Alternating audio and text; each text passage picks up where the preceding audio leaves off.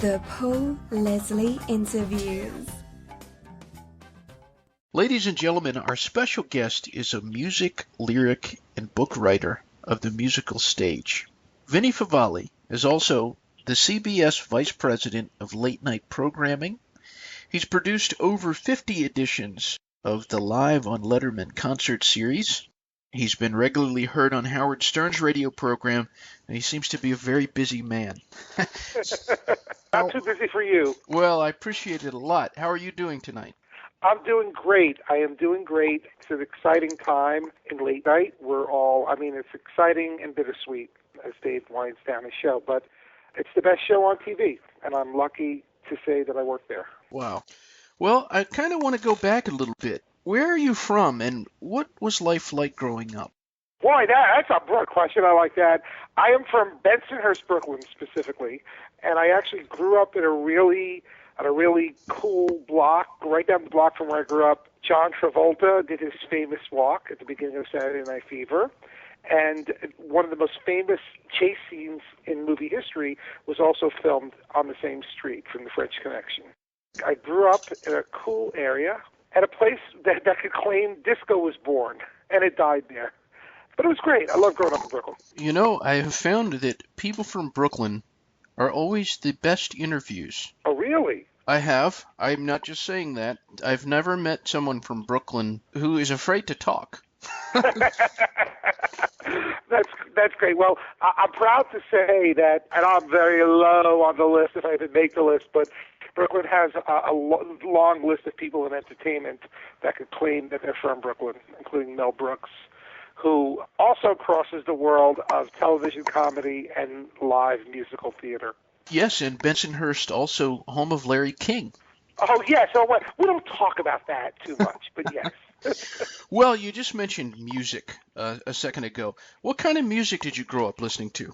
I'm fortunate. I guess every generation has their own, bragging rights, but I'm really lucky in two respects. I was born in 1959, so when I think that was like a golden time of music. My passion for music goes back to the duo. I love Sinatra era music and jazz, early jazz and big band and all that kind of stuff. But yeah, I really grew up because I was born in 59. I had an older brother who was born in 1950.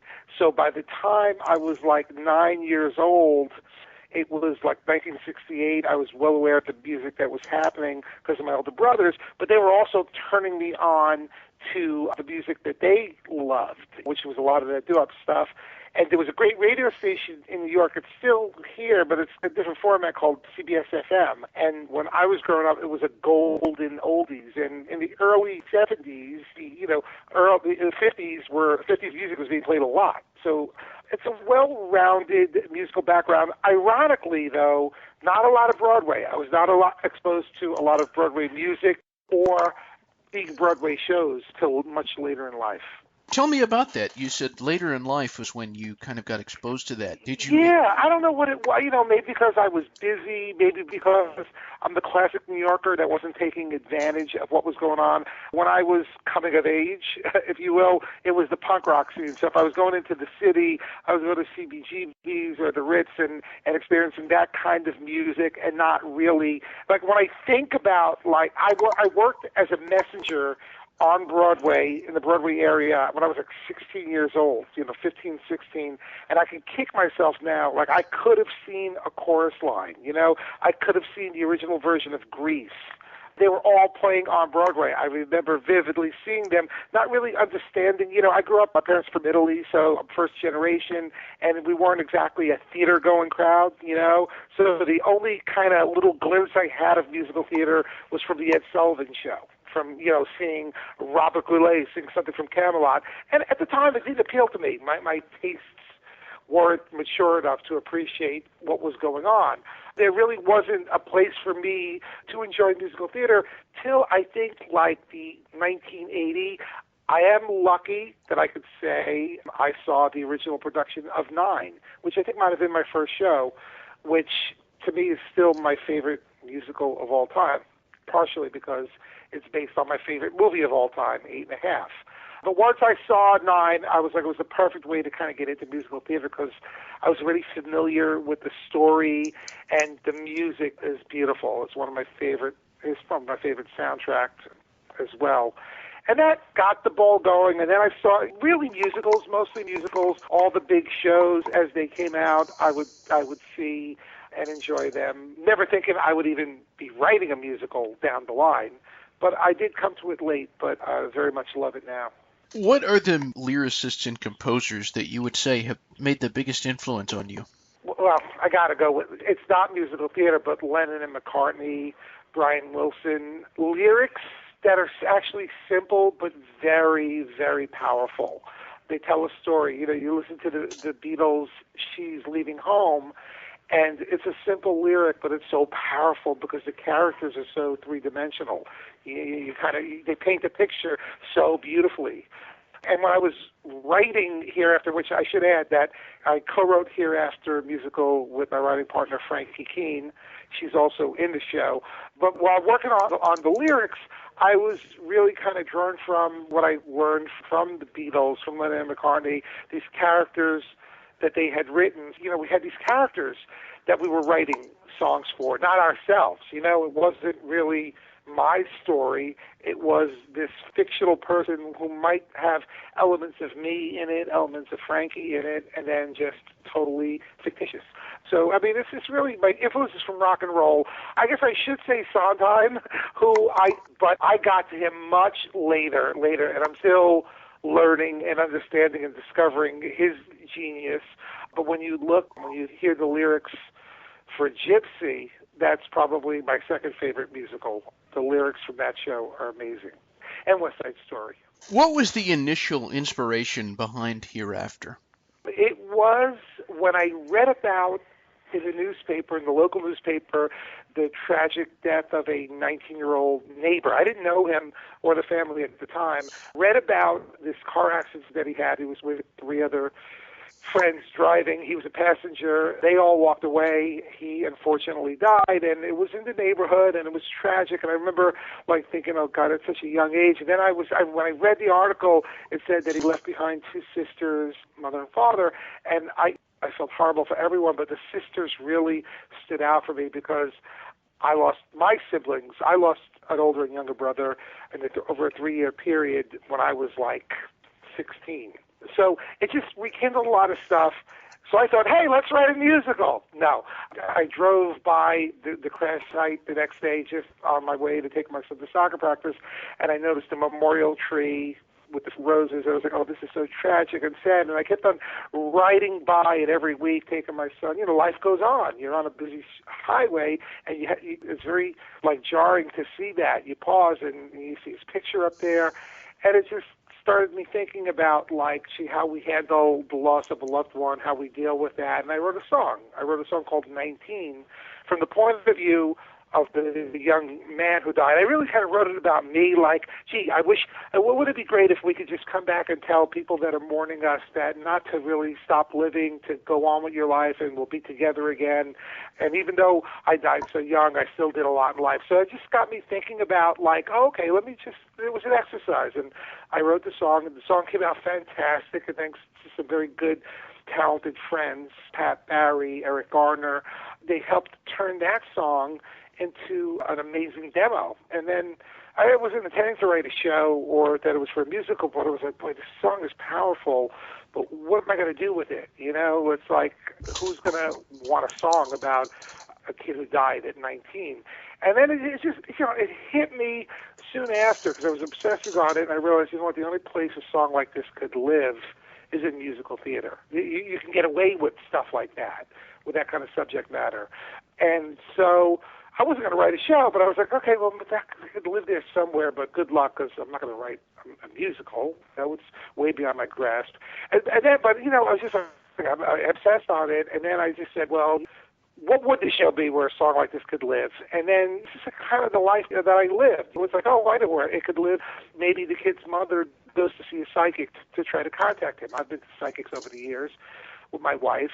And then I looked at my wife's story of having lost her mother when we first got married, and our journey that we went going to see psychics and being disappointed every time. And I said, maybe there's a story about a woman, 3 women, who go to see a psychic to connect, and they don't know each other, but they bond in one afternoon. And I made one of the characters was based on my wife, loss of mother. The other character is a mother whose son died 30 years ago, so it's kind of like my mom's story and kind of filtered through that. And then we had a third woman who was a deeply religious woman whose daughter committed suicide. And, so that's kind of what we started out with, and didn't write it, but that was just very broad. And then it was like literally almost like someone could have designed a computer program to spit out on paper in very broad strokes what this musical would be. So if you had a musical about people searching for the answer to what happens when you die, song titles would be songs like Rest in Peace and Take My Life and Life and Death. Almost all cliches, I'm embarrassed to say. So I just was kind of specking them out. And then I met Frankie through just divine intervention. I was looking for some singers just to kind of work on some demos. I had done some demos, and they came out good, but it was a lot of work to do it on my own. And Frankie came in, and she responded to the material in such a powerful way. She had lost siblings when she was younger, and her mom when she was very young. So it became apparent to me that, I wasn't hiring an actress, but I was actually hiring someone who turned out to be a very good friend, but a partner on the show, a writing partner. And together we wrote the show. It was an amazing process. That was in 2008. And then we workshopped it. We did readings, and the story evolved over a couple of years. We did the traditional readings, and then we did staged reading, which was pretty incredible. And we learned a lot. Every time we did it, we learned new things about the show. The script started telling us what to do. It's like, certain songs. I'm sure you're familiar with trunk songs. There were a bunch of songs that didn't fit anymore. So we had to chuck them and write new songs. And they're great songs. They're on the CD. I sent you the MP3s. They're not in the show, but they're great songs. We had to rewrite. And then one year we said, this is the year we got to do something with this. We either got to stop or take it to the next level to see if we have a viable show here, like a story, because we had never performed it in front of a paying audience or even just a large audience with production value, with the lighting and the costume and all that. So it was the early days of Kickstarter. We said, let's try this thing. And shockingly, we raised $70,000. Wow. Yeah, to do a full production. But not so shockingly, I'm an idiot. I thought that would be enough. It turned out I was about $180,000 short. But we were just so thrilled with the response that we got from that.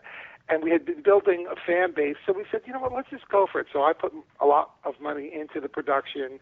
We did 2 weeks at Theater 80 on the Lower East Side, in the East Village, and it was amazing. We had a full band, great director, Terry Berliner, director, choreographer. We had our musical director on that production. Our music director is Bill Hendon, who was Frankie, like my other partner on the show, but he wasn't available for the run, so we got Lon Hoyt, who had been the music director on Hairspray on Broadway. So we were like, wow, this is amazing. We had a really great creative team. The production was fantastic. Excellent reviews, great response, and then it was just a 2-week run because it costs a lot of money to keep these things going. It was just really more of do we have something here? Turns out we did. We were thrilled, and then we were down for a while because down as in on hiatus because we had to raise money again to do it again, and then we just recently finished the 16-week run of the Snapple Theater on Broadway and 50th. I mean, we're literally. Our theater is right next to the Brill Building, if you know that, which is the legendary building where most of rock and roll was written in the 60s in that building and the one across the street at 1650 Broadway. So we're a great location. It was an amazing run. We're on a hiatus now, and we hope to come back again in the summer. Wow. Well, first of all, congratulations. I wanted to talk a little bit about Frankie Keen. Tell me about working with her. Because of the similar losses in your life, did you feel there was a bit of meant to be kind of thing? Yes, absolutely. It just felt like, boy, that's the person I was waiting for that needed to spark to the idea and help me take it to the next level. And what's interesting, though, is we share the same losses, but we come at it from two completely different perspectives. She has more of a faith, a lot more of a faith in God. I believe in God, but she really believes in God. I want my little more proof. But she has more hopeful look at things, and I'm a more desperate look at the idea of what happens when we die. So we kind of, I think it's reflected in the script where there's the hopeful character, the cynical character, which is a combination of both of our feelings. But yeah, the connection was powerful. The fact that we both shared those losses really helped us with a shorthand while we were writing it. One of the people who is associated with Letterman, of course, the announcer, Alan Coulter. Right. The very lovable Alan Coulter. Have you interviewed Alan? I have, and I have to say he was like my favorite of the guys. What a voice, huh? Yeah, when he called, it was like, oh my gosh, that's Alan Coulter. So tell me, did you go to him or did he go to you about being in Hereafter? Oh, no, I went to him. I was looking for that voice. I was looking for two things. His part of the show was interesting. He really has two big impacts in the show. One is the character of Robert Weldy, who is very much like, what's his name, Robert Osborne on Turner Movie Classics, the guy who introduces the movies and has that beautiful, mellifluous voice and speaks eloquently about these old movies and movie stars. So I wanted Alan for that, but I also needed almost like a voice of God, like a James Earl Jones type power to sell that beautiful poem at the top of the show, which was not written by us, but is one of the most beautiful analogies, hopeful analogies about what happens when someone dies. So I emailed him a script. I said, Alan, would you mind just kind of reading this? And one is more of a voiceover, like the poem is like more like almost like someone in church, like a pastor. And then the other one is like Robert Osborne. He sent me an email back. It's something he had done in his home studio, and it's the one I used. I've used it for like 8 years now, the same tracks. They were beautiful. And when I put the music underneath it, I got goosebumps. Fantastic.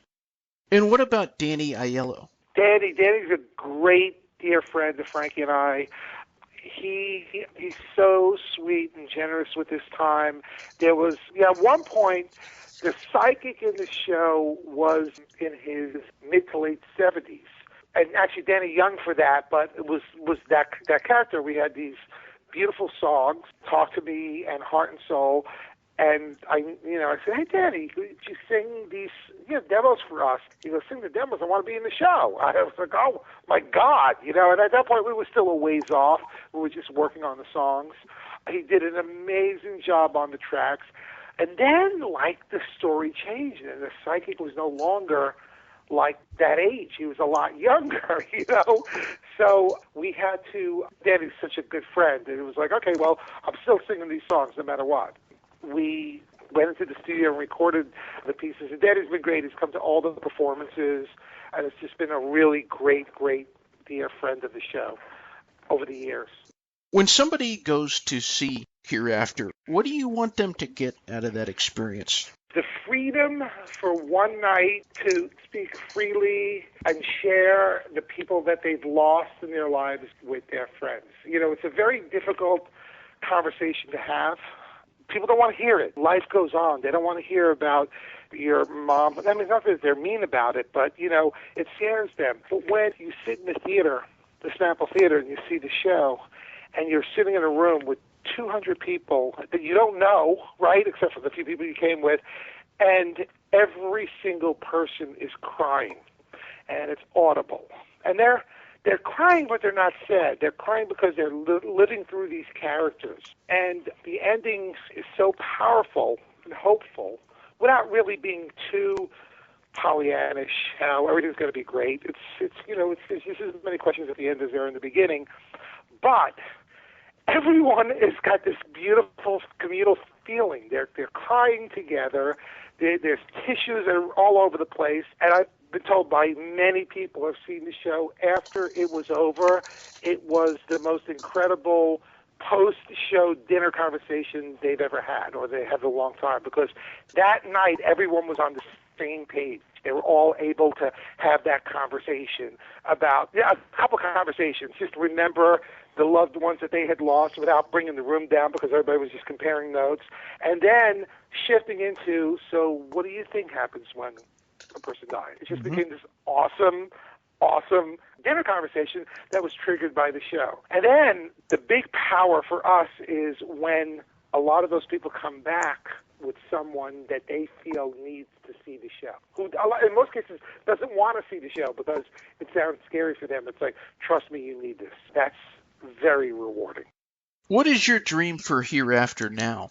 My dream for it right now, a lot of people would think I should say Broadway, right? But my dream for it is for it to be performed regularly in as many companies as possible. I don't care how small. I don't care if it's a high school production, if it's a local church group or synagogue group. The show is non-denominational. It can really be played by any company, any organization. My goal is for it to be running forever in all these incarnations. And if it ever makes it to Broadway one day, wow, that would be great. But I'm not going to hold my breath. I'll be just as happy to produce a local version. Well, that's beautiful, man. Thanks. Thank you. What do you feel now that Letterman is going to be retiring? When you go to work every day, what's going on in your head? I feel very sad. I feel, in some ways, it feels like a death. It feels like a passage that I'm not ready for, a saying goodbye that I don't want to do because it feels too soon. Or is there ever a time where it's good to say goodbye? It's hard. I'm excited about the future. Stephen Colbert is going to be fantastic. People have no idea what they're in for. It's going to really be, I know it's going to be a great show. But right now, I'm living with the loss of what we're about to lose. It's like 32 years on TV. We've been watching the show, 33 actually, since 1982. And I had the honor of being on Letterman in 1982. So there's a whole other angle that I feel like, wow, I was there at the beginning. I could say I had my 15 minutes of fame. I was there. I was on that show. I wish I was the guy who threw the tomahawk on the Johnny Carson show, but it wasn't. The clip is not that memorable, but I was there. I could say I was there, and I'm going to be there at the end, and it's going to be the thing about Hereafter. One of the things I love about the word Hereafter, it literally means from this moment on. It's a legal term, right? When you see it in a contract, worldwide pants, Hereafter referred to as WWP, for example. And it truly is when someone dies or any kind of significant change in a person's life, good or bad, whether you get married or divorced or, a death in the family or David Letterman retiring, from that moment on, things are going to be different. Sometimes they're going to be better. Sometimes they're going to be not better, sadder. It's a major Hereafter moment coming on May 20th when Dave goes off the air. What is the best thing about being Vinny? Haven't figured that out yet. I know my poor wife is exhausted living with being Vinny. She's awesome, by the way. I couldn't accomplish anything without her. I don't know. I think my outlook on life is one of, we are very, very lucky to be here. And a day when no one dies is an awesome day. Everything else is like, I couldn't care less. If it was 5-hour traffic jam, if the heater blew up and it cost $3,000 to fix, it's actually, if that's the worst thing that happened, that's a great day. What would you like to say to anyone who's listening in, wherever they are? Oh, my goodness. First of all, I love your website and everything that you do, and I'm honored that you've taken the time to talk to me. I encourage people to just, follow me on Twitter. I do some really good retweets.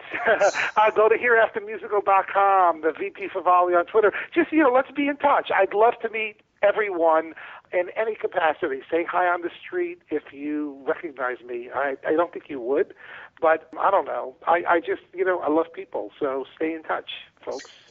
My last question, who is Vinnie Favale? He is hopefully middle-aged man, which means he's going to live to 105 if I'm in the middle of my total age.